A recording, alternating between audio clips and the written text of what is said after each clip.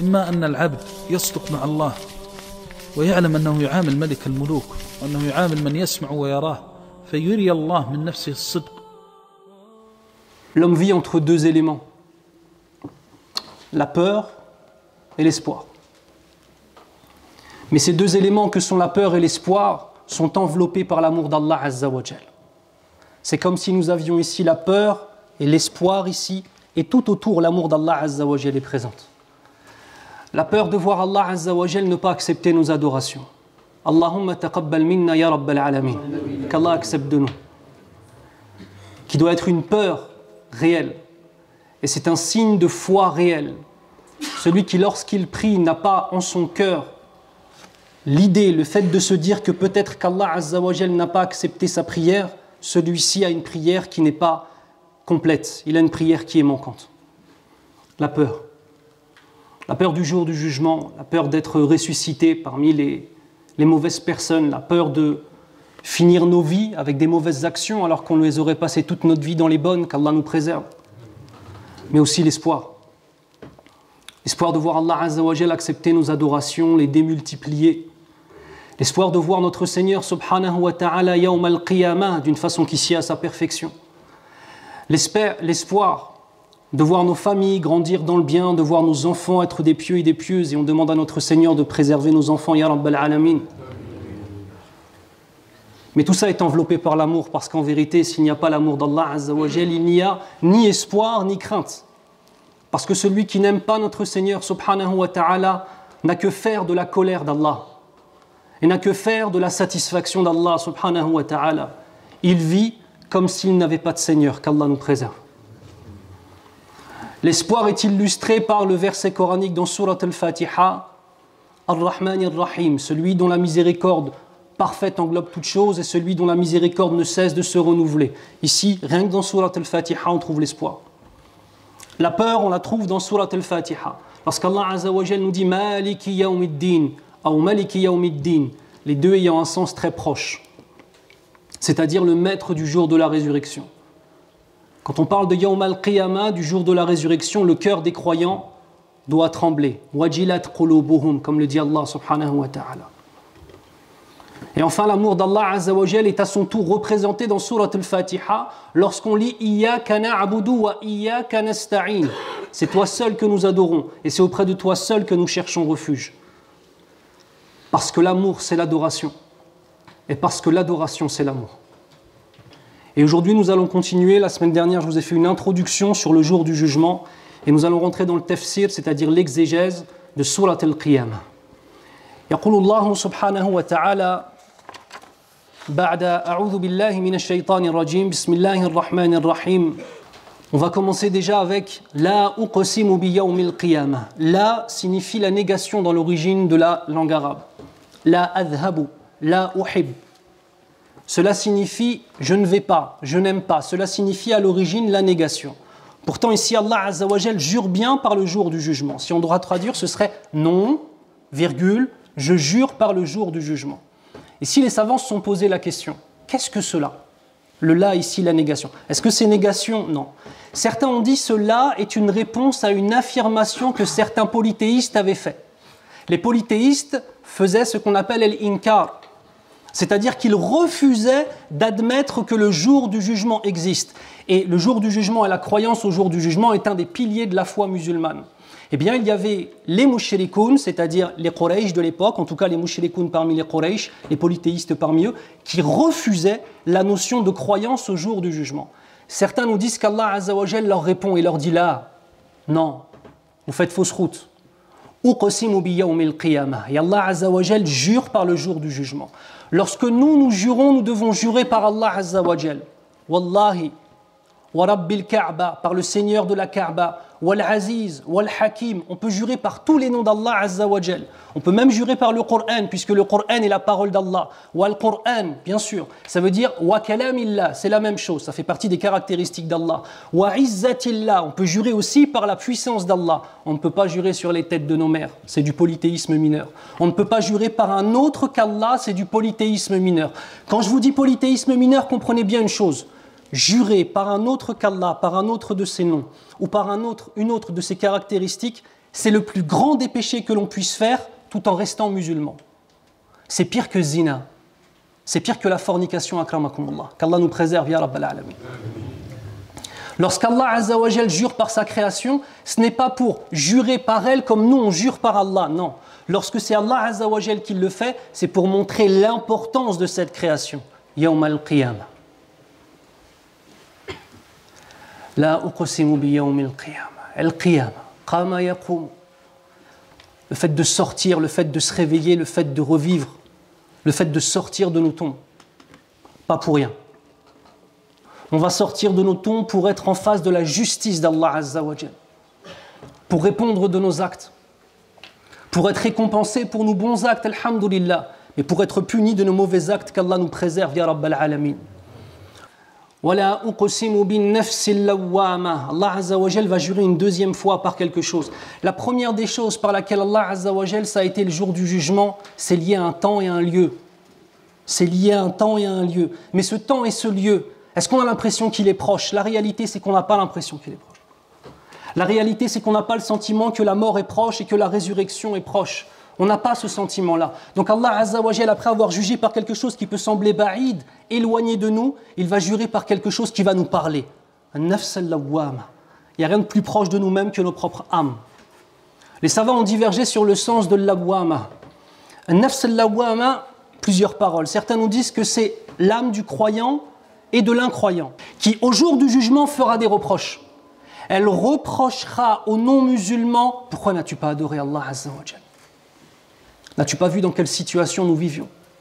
Pourquoi n'as-tu pas prié? Pourquoi n'as-tu pas reconnu Mohammed sallallahu alayhi wa sallam? Pourquoi? Elle reprochera ce type de choses aux non-musulmans au jour du jugement. Certains savants nous disent que c'est aussi pour les croyants. Pourquoi n'as-tu pas fait cela? Pourquoi as-tu regardé cette femme ce jour-là? Pourquoi as-tu vendu cette chose qui était licite ce jour-là? Pourquoi ne t'es-tu pas levé pour prier? Pourquoi as-tu fait telle et telle chose mauvaise? Pourquoi ton argent était-il haram? Elle viendra reprocher au croyant ce qu'il fait. Mais il y a une chose en plus, le croyant. C'est que an-nafs al-lawwama, l'âme qui reproche, elle lui reproche aussi dans cette vie d'ici-bas. Et cela fait partie des caractéristiques des croyants. Mon frère, si ton âme te laisse tranquille lorsque tu désobéis à Allah Azza wa Jal, sache que ton âme est atteinte d'un cancer de la foi. Qu'Allah nous préserve. L'âme vivante, c'est celle qui ressent le péché, qui, lorsqu'on désobéit à notre Seigneur, elle en souffre. L'âme qui ne souffre plus de la désobéissance, c'est qu'elle est déjà dans le couloir de la mort, qu'Allah nous préserve. Ainsi, le haram, l'illicite et la désobéissance est devenue la base pour ce type d'âme. Je rappelle à mes frères et sœurs que regarder son téléphone ou répondre à des textos durant la khutbah équivaut à parler en fait. C'est exactement la même chose. Il faut vous faire le rappel parce qu'apparemment de nombreuses personnes sont pas assez mûres pour délaisser leur téléphone. Donc sachez qu'à partir du moment où vous répondez à un texto ou que vous regardez quelque chose durant la khutbah, la jumu'at talak, t'as pas de jumu'ah. C'est comme si tu avais parlé en fait. Toute ta récompense est partie. Qaddarallahu ma shafa'a. Tu es juste en train de faire l'obligation maintenant, mais la récompense t'en as pas. Qu'Allah nous préserve. Ya Rabbal Alamin. An-nafs al-lawwama, c'est celle qui va faire des reproches. Mais il y a une divergence. Certains ulama nous ont dit non. An-nafs al-lawwama, c'est uniquement l'âme des croyants. Parce qu'elle va lui reprocher uniquement dans cette dunya, dans cette vie d'ici-bas. D'autres nous disent non, c'est uniquement l'âme de l'incroyant. La parole la plus proche de la vérité, Inch'Allah, c'est que nafs al-lawwama correspond à la fois à l'âme des croyants et à l'âme des incroyants, qu'Allah nous préserve. Et ce type d'âme, c'est un type d'âme qui ne sait pas ce qu'il veut. Tu le vois pendant Ramadan, on dira Abu Bakr Siddiq radiyallahu anhu. Tu le vois en dehors de Ramadan, on dira Abu Jahl, la'natullah alayh. Tu le vois parfois comme étant la meilleure des créatures, le plus pieux, le meilleur, le plus lumineux dans son visage, la plus lumineuse dans son visage. Et tu vois la même personne quelque temps après comme ayant des ténèbres sur son visage et sur ses actions. An-nafs al-lawwama, an-nafs al-marida, une âme qui est entre deux mondes. Allah Azza wa Jal jure par ce type d'âme, vous savez pourquoi? Parce que c'est les plus courantes. C'est le type d'âme qui est le plus courant. Un type d'âme où on combat contre nous-mêmes. Un type d'âme où on se rapproche d'Allah puis on s'éloigne de lui. Un type d'âme où on fait honneur au nom que l'on porte qui est musulman. Et un type d'âme où parfois on déshonore ce nom que l'on porte et qui est musulman. Un type d'âme où celui qui s'appelle Abdullah, Abdus Salam, Abdul Qayyum fait honneur à ce nom qu'il est en train de porter. Et ce type d'âme qui parfois, alors qu'il porte un nom magnifique, Salih par exemple, celui qui est pieux, salih, celui qui est droit et pieux, et qui pourtant est plus mu'awwaj qu'un morceau de bois tordu, qu'Allah nous préserve.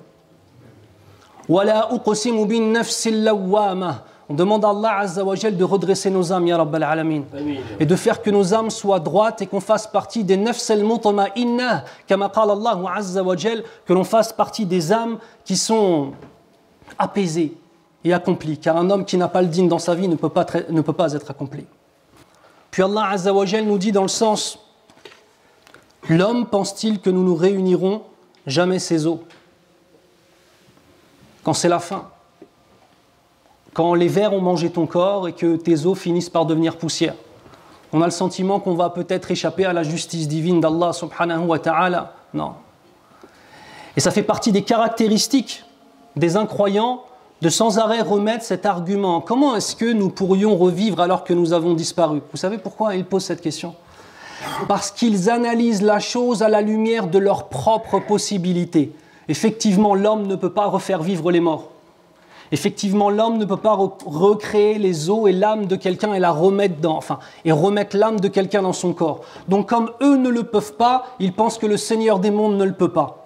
Et lorsqu'ils accusent Allah subhanahu wa ta'ala dans le Coran al-Karim, lorsqu'ils disent Man yuhil 'idhama wa hiya ramim, c'est-à-dire qui va redonner vie à ces os, c'est-à-dire les recouvrir ensuite de chair, etc. Wa hiya ramim, et elle est poussière, une chose délaissée, une chose oubliée, une chose qui a disparu. Allah Azza wa Jal nous dit Qul yuhyiha alladhi ansha'aha awwala marra. Tout simplement. Allah Azza wa Jal répond et dit, dans le sens, celui qui va lui redonner la vie, c'est celui qui les avait créés la première fois. Allah Azza wa Jal nous a créés du néant. Pensez-vous que cela sera difficile de nous recréer à partir d'un morceau d'os? Puisque de toute façon, la première création était bien plus immense que celle de la résurrection. La création d'Adam alayhi salam est bien plus immense que la simple résurrection des hommes et des femmes. Deuxièmement, Allah Azza wa Jal dit ensuite dans le sens, mais si nous sommes capables de remettre à leur place les extrémités de ses doigts. Erreur. Bala. On dit bala pour venir dans la langue arabe, on dit bala pour venir faire une contradiction puissante de quelque chose qui a été dit. C'est comme si on disait, c'est une grande erreur ce que tu as dit. Tu as raconté n'importe quoi. Bala, qadirina ala an nusawwiya banana. Allah Azza wa Jal est non seulement capable de remettre les os comme ils étaient, mais à te recréer jusqu'à l'extrémité de tes doigts, jusqu'à même tes empreintes digitales. Et ici, les ulama nous disent qu'Allah Azza wa Jal choisit cet exemple-là. Pourquoi? Pour une chose simple, c'est qu'à partir du moment où les extrémités des doigts sont présentes et ont été recréées, c'est que tout ce qu'il y avait avant a déjà été créé. Donc Allah Azza wa Jal vient parler et désigner la finalité de la recréation du corps de l'homme. Subhanallah, subhanallah. Allah subhanahu wa ta'ala nous aime tellement qu'il nous donne sans cesse des moyens de nous rappeler. Allah ne nous doit rien. Ne nous doit rien. Allah n'avait pas l'obligation de quoi que ce soit.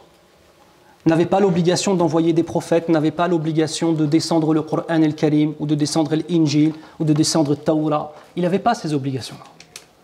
Tout ça, c'est rahmatan, c'est par miséricorde envers nous. Et regardez, Allah Azza wa Jal utilise sa propre parole, le Coran al-Karim, d'une façon qui s'y a à sa perfection, pour nous réveiller. Et pour que nos cœurs se réveillent. Et que l'on comprenne que nous sommes dans un danger. Parce qu'Allah Azza wa Jal nous connaît. Et comme il nous connaît, il sait où il faut appuyer pour nous réveiller, Inch'Allah ta'ala. Barakallahu li wa lakum fil Qur'an al-Karim. ونفعني الله وإياكم بما فيه من الآية والذكر الحكيم أقول قولي هذا واستغفر الله لي ولكم وهو الغفور الرحيم بسم الله الرحمن الرحيم الحمد لله رب العالمين والصلاة والسلام على أشرف الأنبياء والمرسلين نبينا وحبيبنا محمد صلى الله عليه وسلم وعلى آله وأصحابه أجمعين أما بعد ويقول الله عز وجل بل يريد الإنسان ليفجر أمامه.